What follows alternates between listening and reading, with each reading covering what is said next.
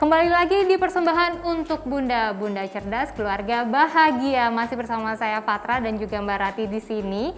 Ya kalau misalnya dilihat ini banyak banget teman-teman atau keponakan atau remaja deh yang ngefansnya histeris kalau ngelihat K-pop gitu kan. Oke, kita lanjutin lagi obrolannya ya Mbak ya, seru banget nih. Nah tapi sebenarnya Mbak, ada nggak sih kasus yang benar-benar butuh penanganan khusus ya ketika anak mengidolakan public figure atau K-pop ya, atau artis apapun itu? Sebenarnya kasus yang masuk ke ruang konseling sih pasti banyak ya, tapi mungkin di sini kita perlu sedikit memahami dulu bahwa tidak semua orang yang suka K-pop itu akan terganggu secara kondisi psikologis gitu kan. Tapi memang dari beberapa kasus yang masuk ada beberapa diantaranya mereka menyukai atau mengidolakan K-pop. Mulai dari kasus yang ringan hanya masalah misalnya malas belajar sampai kemudian kasus yang membutuhkan rawat bersama dengan psikiater gitu. Oh iya, itu gimana? Ya, artinya tidak vice versa ya, maksudnya nggak lantaran dia suka K-pop kemudian dia kena gangguan jiwa, nggak seperti itu. Tapi ada faktor yang akhirnya mempengaruhi kondisi psikologisnya dan kebetulan itu men-trigger. Jadi bisa jadi karena misalnya dia patah hati melihat idolanya punya pacar gitu. Terus akhirnya men-trigger kondisi emosinya menjadi tidak stabil, kemudian akhirnya menimbulkan beberapa perilaku-perilaku tertentu dalam diri si anak. Itu bisa seperti itu. Jadi kalau misalnya kita mengidolakan atau anak mengidolakan public figure atau artis yang disukai itu sama dengan kayak dia jatuh cinta gitu. Sama nggak sih Mbak? Sama nggak sih? Apa cinta monyet atau gimana tuh? Cinta yang mana nih? Ketika kita menyukai seseorang atau ketika kita suka dengan atau mengidolakan seseorang, pasti ada perasaan bahagia ketika ketemu atau melihat.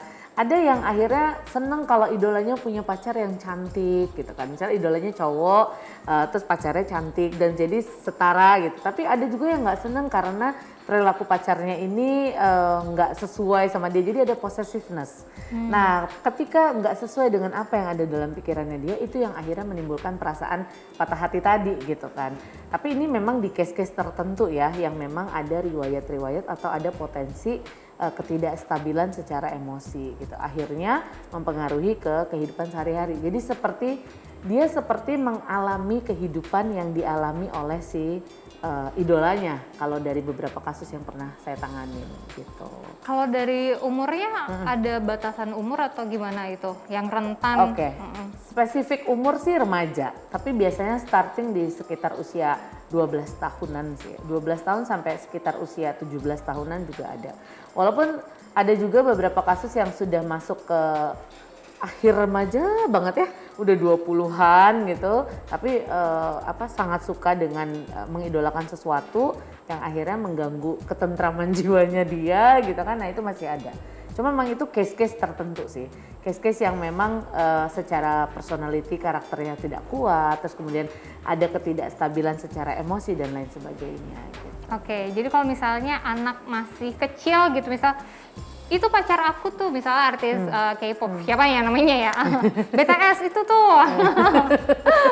Itu masih normal ya, masih oke, masih nggak apa-apa ya? Nah ini dia nih Fatra, menarik. Jadi ada sekarang sepertinya ada pergeseran norma ya kalau saya lihat. Sekarang ini anak TK aja kadang-kadang orang dewasa di sekelilingnya suka nanya, siapa pacar kamu di sekolah? Saya rasa itu pertanyaan yang sebenarnya tidak boleh dilontarkan oleh orang dewasa kepada anak TK. Atau, cie kamu deket-deket temen kamu ya, suka ya gitu. Mereka sendiri belum punya ide dalam pikirannya apa itu suka, apa itu pacar gitu. Yang akhirnya mereka seperti menganggap bahwa itu hal yang lumrah, yang akhirnya bilang, oh itu pacar aku tuh yang ada di TV, misalnya seperti itu.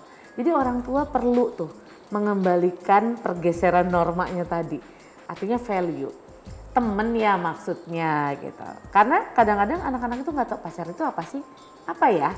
Ya yang suka-sukaan gitu deh misalnya. Jawaban anak-anak kan kadang-kadang polos ya. Tapi dengan pemahaman yang salah ini dan dengan dukungan lingkungan yang akhirnya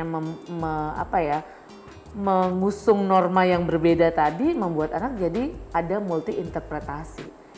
oh ternyata boleh ya punya pacar waktu masih kecil. Tahu-tahu nanti orang tuanya mengeluarkan maklumat nggak boleh pacaran. Nah, jadi kan ada benturan norma di situ. Jadi kita tuh sebagai orang dewasa jangan sampai memprovokasi kondisi ini dengan cara maksudnya lucu-lucuan tapi ternyata nggak oke gitu. Jadi kalau anak-anak sudah mengatakan seperti itu mungkin kita perlu agak sedikit benarkan ya. Nah, itu ya gimana tuh cara membenarkan atau memperbaikinya? Karena kan bisa jadi dari luar, orang dewasa yang bukan orang tuanya yang mengajarkan secara nggak langsung apa itu pacar gitu. Ya, kita perlu memberikan pemahaman kepada anak bahwa teman itu ada gradasinya gitu. Misalnya ada teman dekat, sahabat, atau teman cuma sesekali ketemu. Anak itu perlu tahu, biasanya lebih mudah adalah lewat circle. Jadi kita circle paling dalam itu adalah keluarga, nanti di setelah keluarga ada keluarga besar. Keluarga itu maksudnya ayah, ibu, anak, kakak, beradik ya. Terus nanti di luar itu ada keluarga besar, ada kakek nenek, om tante gitu kan, sepupu-sepupu. Ada yang lebih besar lagi, ada guru-guru, teman-teman sekolah yang seperti itu. Nah, kalau ada pembedaan tadi, akhirnya mereka jadi tahu, oh ternyata dikatakan teman karena sering berinteraksi, terus punya kesamaan bareng, mungkin punya ketertarikan yang sama yang seperti itu. Jadi anak akhirnya bisa membedakan, oh ada temen, terus kemudian ada teman dekat, ada sahabat pena mungkin gitu. Gak tahu sekarang masih ada nggak ya sahabat pena? Kayaknya udah nggak ada ya. Sahabat Online email sekarang. gitu, seperti itu sih. Oke, mungkin balik lagi ke ini ya, tadi penanganan khususnya itu apa sih Mbak? Mungkin bisa dijabarin seperti apa kira-kiranya kalau misalnya ada anak yang sudah terlanjur nih gitu, fansnya berat banget sampai butuh penanganan khusus. Oke, biasanya untuk case-case yang memang cukup berat gitu ya, yang mungkin membutuhkan penanganan lebih komprehensif, yang pertama pasti dilakukan yang namanya edukasi. Artinya kita memberikan edukasi dulu kepada orang tuanya, kepada anaknya tentang kondisi ini. Dan kalau bisa memang mencairkan komunikasi. Bahwa setiap orang tua itu perlu membangun komunikasi dengan anak, itu dasar. Ibaratnya rumah tuh itu fondasi. Jadi kita nggak bisa menanamkan value yang dari kecil kalau kita nggak bisa berkomunikasi dengan anak. Terus kalau ternyata memang ada muncul hal-hal yang nggak bisa hanya diberikan atau ditangani lewat edukasi, baru kita masuk ke dalam sesi psikoterapi. Nah, psikoterapi ini ada yang berbarengan dengan psikiater, ada yang hanya cukup psikoterapi aja.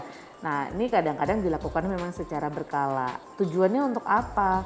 Untuk mengubah mindset, untuk membantu anak bisa menemukan pattern masalah terus kemudian mencari jalan keluar yang seperti itu. Tapi untuk kasus-kasus berat, biasanya memang kita suka bekerja sama dengan psikiater, istilahnya rawat bersama.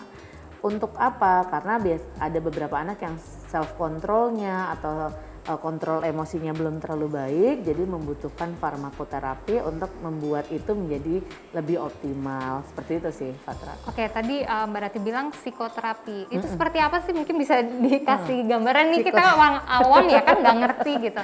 Psikoterapi itu semacam penanganan intervensi tapi menggunakan teknik-teknik tertentu sesuai dengan keluhan. Misalnya contohnya yang paling sering adalah kalau untuk masalah-masalah pola berpikir dan lain sebagainya itu kita menggunakan teknik CBT, Cognitive Behavior Therapy. Terapi yang menggunakan merubah pola kognitif untuk akhirnya dia mencapai satu perilaku tertentu. Misalnya contohnya. Contohnya deh. Contoh ya kasusnya, tapi ini mungkin nggak ada kaitannya sama K-pop ya.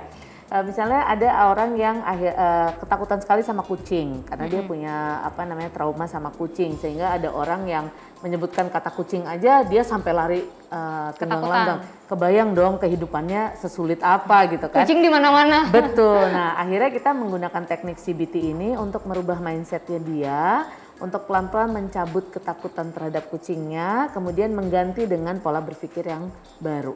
Sehingga ketika dia melihat kucing, ini simpelnya ya, sehingga ketika dia melihat kucing, dia merasa kucing itu ya layaknya kayak dia lihat ayam, kayak dia lihat bebek gitu, jadi nggak ada bedanya gitu. Nah itu tekniknya seperti itu. Cara spesifiknya adalah memang di case by case beda. Kalau untuk anak-anak, kita biasanya metodenya bermain. Jadi menanamkan value, menanamkan pola berpikir tuh lewat bermain, lewat role play, menggunakan boneka. atau boneka kucingnya langsung seperti itu. Tapi kalau untuk anak yang sudah lebih besar, tekniknya bisa tatap muka, terus kemudian kita bisa ngobrol atau menggunakan skema berpikir, memberikan informasi lewat misalnya kalau sekarang kan metodenya online ya, kadang-kadang menyediakan slide khusus untuk kemudian kita berbagi sama si anak remajanya, seperti itu sih. Oke, jadi tapi nggak ada secara fisik atau apa misalnya dipijat atau apa gitu nggak? Enggak. Tapi memang gini, ada beberapa psikolog ya yang melakukan teknik-tekniknya kombinasi. Jadi nggak hanya berdiri pada satu teknik terapi. Jadi sifatnya kombinasi gitu. Mungkin aja ada yang gabungan hipnoterapi dengan terapi CBT, itu bisa jadi sih seperti itu. Gitu. Wah, luar biasa ya Bunda ya. Jadi banyak nih informasi yang udah dikasih tahu sama Mbak Ratih. Tentunya di persembahan untuk Bunda, hanya untuk Bunda loh. Oke, makasih banget ya Mbak Ratih. Sama-sama, Fatra. Udah mau share-share, juga udah mau ngasih informasi yang insya Allah bermanfaat untuk bunda-bunda semua. Ya, sampai di sini persembahan untuk Bunda kali ini. Saya Limistina Novatra dan Ratih Zulhaki pamit undur diri. Sampai jumpa di persembahan untuk Bunda selanjutnya hanya di Mata Milenial Indonesia TV, matanya Indonesia. Dadah!